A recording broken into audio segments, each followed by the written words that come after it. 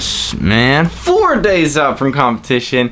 We are finally almost there. We're smelling victory's butt, and we're gonna punch it right in its butthole. So I want to detail to you guys what's gonna happen pre-peak day, so the day before competition, and peak day, the actual day of competition. What we're gonna do in terms of food, water, sodium, maybe supplement, anything that could happen that day specifically. If you missed the other video I made, basically detailing what we're doing in the pre-peak week and the peak week, I'm gonna put that video right there so you can see what to do, basically all the way up to 14 days out from competition. But today we're just gonna detail those 2 days. Also, if you're gonna comment about the hair, don't worry, it's going tomorrow. I have to time my hair cut perfectly. So this is gonna be a little bit of a longer video. I'm not gonna edit much. I'm just gonna ramble. I do have diet brain, so I'm apologetic if there is any sort of like non-continuance or just rambling, or if I blank at all. But yeah, I'm just gonna list off everything I can just to give you guys as much details as possible. Also, all the protocol is below this video, and you can see it all texted out.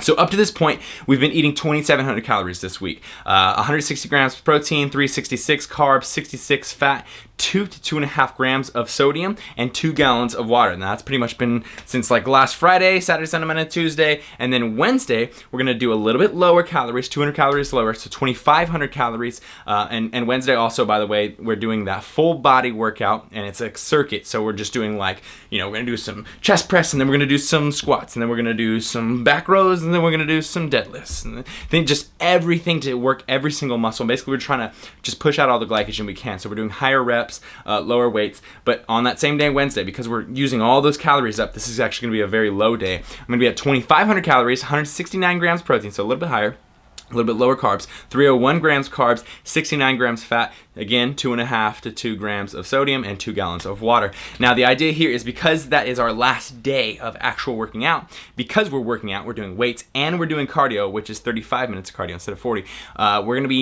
We're already gonna have like this massive amount of calories burnt, and then we're also eating 200 calories lower than Wednesday, which is already, than up to this point, which is already pretty low. So essentially, my thought process is Wednesday is going to be our lowest, like low carb day, and we're gonna lose a ton of our carbs and whatnot. But then we're going to obviously go forth in the week and refill. Now Thursday, it's less calories, but we're actually going to be slightly carbing up because there's no workout, so no cardio, no weights, but we're only going down by 100 calories. So if you think the entire exercise workload could be anything from 600 to 1,100 calories of burn, and we're taking that out, so we have extra lot of calories. So Thursday calories is going to be 2,400 calories, 156 grams of protein, 294 grams of carbs, 67 grams of fat, 2 to 2.5 gallons of sodium again. Grams of sodium. Sorry, see, diet brain, seriously, we really are approaching contest. And 1 3/4 gallons of water instead of 2 gallons of water. So the carbs go down by like 7 grams, and the water goes down by 1/4 gallon. The thought process here is we're just basically carbon down, and we're working our water down slightly, but not a lot. If you do, I've told you this in the last video, if you do massive water restriction or sodium depletion or anything like that, your body's gonna fight you. Your body does not want to. Listen, this is how water works. You have 70% intracellular water volume. So in your muscles, basically, there's water, right? Like what creatine does, fills up your muscles. And then outside of those muscles is your extracellular water. So that's gonna be 30%, so 70-30. And if you throw off that ratio at all, your body works to keep that ratio. So if you dehydrate yourself, yeah, you might have less extracellular water, but you're also gonna have less intracellular water. So even if you're like looking, I guess more cut or whatever, your muscle's gonna be depleted, thus they're not gonna be pressing against the skin as much, thus you're gonna look flat and you're gonna look like you have no muscle. The same thing goes with sodium, man. If you try to cut your sodium, your body is going to fight you on it. And what's gonna happen is you're gonna pee out your sodium. So your serum sodium levels in your blood, they're gonna stay relatively the same.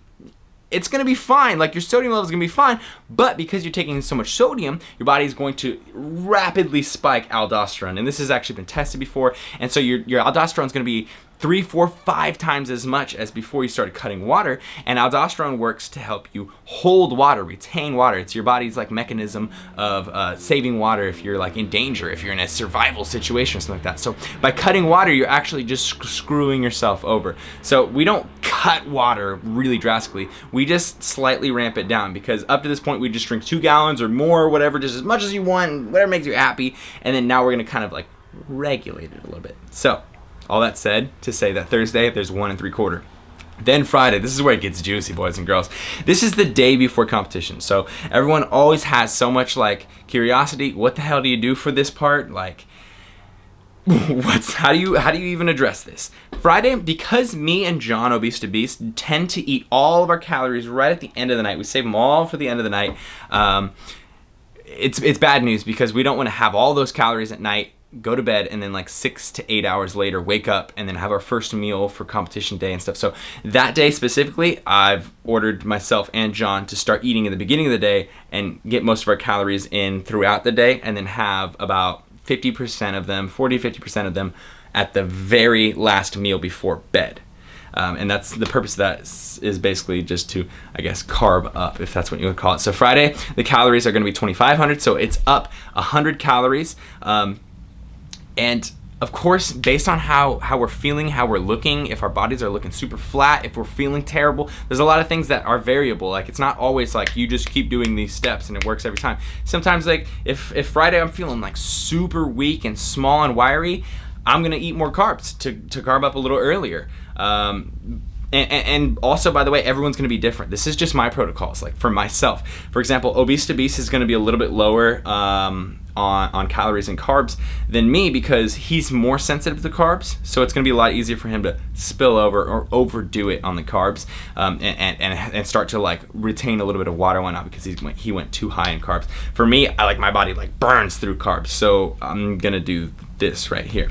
So basically 2,500 calories all spread throughout the day, with about 700 to 1,000 calorie meal right at night, maybe a little bit more. And the macros for that day is 313 grams of carbs, so a little bit more than the day before, 156 grams of protein, 69 grams of fat, 2 to 2.5 grams of sodium. Again, still stays the same. No sodium depletion here, boys and girls. Fluid, water is 1.5 gallons. So now we've dropped another 1/4 gallon. So now we're 1/2 gallon lower than our usual intake, but that's still quite a bit of water, right? And then I also put in brackets, unless you're thirsty. So if, you know, at the end of the day, at 1.5 gallons, you're just dehydrated as hell, it's not going to be good for you to just, you know, accept that. Your body, again, is going to fight you and stuff, so you're going to need to drink a little bit more water. But the day of the show, here's where the nitty gritty comes down. Here's where it starts getting very specific. The way I like to do it, I've done a couple competitions up to this point. I've read through people's protocols, and then I've taken little pieces of their protocols and then tried them myself, and then saw what works, what didn't work, and then kind of like formulated this thing. But for the most part, Lane Norton has a peak week program, and that's the first thing that I used ever to like start formulating my own plans. So yeah, this is based around that slightly. So the show is at 10:30 a.m., the pre-contest, and then the finals is at 6 p.m., just for your reference. So I'm going to wake up on show day somewhere around 6 o'clock in the morning. I'll wake up and have my first meal. The first meal, I'm going to be very specific. It's 100 grams of seitan, which is 25 grams of protein, 8 ounces of sweet potato, and 1/2 tablespoon of olive oil with 8 ounces of water to drink. So the carbs on that, or the macros on that meal, is going to be 25 grams protein, 47 grams carbs, 7 grams of fat, and 8 ounces of water. Also about 450 milligrams of sodium. Then 2 hours-ish after that, between 8 and 9 a.m., because remember, we compete at 10:30, so that's an hour and a half-ish out, 2 hours, 2.5 hours, something like that out, right? We're going to have the final, I guess, meal before competition. And for me, like, I personally think that, think about when you cheat. Like, think about when you have a bad meal. That night, you look awesome. Even the next morning, you usually look pretty freaking awesome. You're like, damn, I'm all high blood pressured. My body looks sick. Like, veins are popping. I look like a beast, right? Think about that same thing. We're trying to replicate that idea by giving ourselves 2 hours to digest this much larger meal. So this is a larger meal. The macros on this breakdown for the meal 2 hours before the competition is 21 grams of fat, 76 grams of carbs, 32 grams of protein, 1.5 to 2 grams of sodium. I know this all sounds crazy. But believe me, it works. So that the meal is going to be half a tablespoon of olive oil to cook all this stuff in. Then I'm gonna find, this is the best thing for me, Gardein. I get to do Gardein. A lot of other people do Subway or something like that. I don't even want F with Subway. So I'm gonna do the Mandarin Crispy Chicken by Gardein, which is vegan, and I'm only going to use 3/4 of the sauce packet. That's to kind of manipulate the amount of sugars and sodium that's in this. And then I'm going to have half a cup of cooked brown rice, and we're going to have 10 ounces of water with that meal. So that means up to this point we've had 16 to 18 ounces of water. Of course, if we need more, we're going to as we go. But that's pretty much what we're trying to do. And then we're gonna go on stage. And I think that that meal right there is going to fill us out, make our blood pressure rise, 'cause the sodium, the water is gonna help us fill out a bit. And the carbs, of course, are gonna help us fill out because we've been kind of depleting up to this point. I'm hoping so that we don't spill over or look watery on stage, but of course it's all variable. It's very hard, especially for like John, it's his first time, so like I have no idea how his body reacts to any of this. And everyone's body reacts to everything different. Like, have you ever had one of those days when you eat the same thing you had the other day, but then all of a sudden you're like, wow, man, I'm bloated as hell. Everybody changes as they go, so you kind of have to like play, take note, and then readjust and play again. And so in between this meal and the show, if I do feel kind of flat, if I don't feel like I can get a pump, essentially, like I'm gonna be backstage, I'll be like curling things and I'll be using elastic bands, doing all sorts of stuff to try and get a pump. If I don't feel like I can get a pump, and if I don't feel like my pump can be held, then I'm gonna try to intake a little bit more carbs. And the idea obviously is just that I have way too little glucose and glycogen in my body. So if I do need to have some snacks between that last meal and showtime, I'm gonna have rice cakes, PB&J. So just PB&J, just on rice cakes. And I'll have one, or if I feel like I need 2 or 3, then I'll have 2 or 3. This is where the mental discipline comes in though, because you're not supposed to just be like, I'm still flat, I still look bad. You just start cramming stuff. This is where people will start going around eating a bunch of protein bars that are, being handed out at the event and stuff. So you gotta be very careful. But anyways, then it's showtime. And then after showtime, it starts at 10:30, probably end around 12:30, and then girls gonna go forever.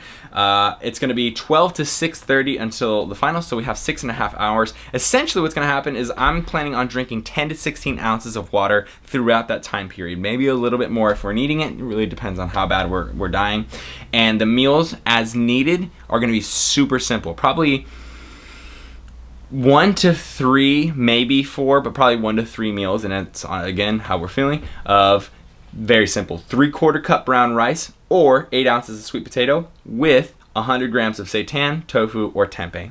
Doesn't even matter.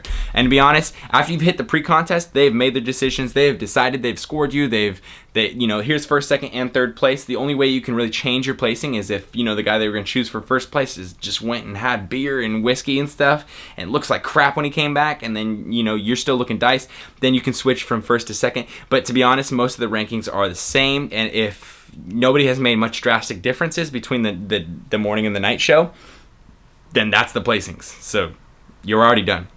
So the final show is really for show. It's for the people who are showing up, the audience and stuff. It's all presented nice. Music is there. The presenters are official and they're wearing tuxes instead of just sitting on a table telling you like, come up to the front stage.